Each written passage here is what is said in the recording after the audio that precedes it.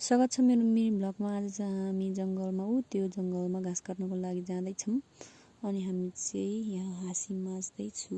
अनि वन जङ्गल हेर्न साथीहरू कति हरियाली। अनि मेरो चाहिँ हात काटेको नि त साथीहरू, हात काटेको एकदम ठुलै काटेको।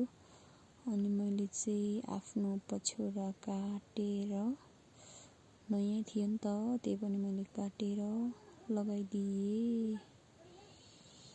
के गर्नु साथीहरू, गाह्रो छ। अनि मेरो बुढाले किनिदिनु भएको चप्पल चाहिँ च्यातियो भनेर साथीलाई देखाउँदा नि फेरि मेरो त घाउ पनि पार्यो।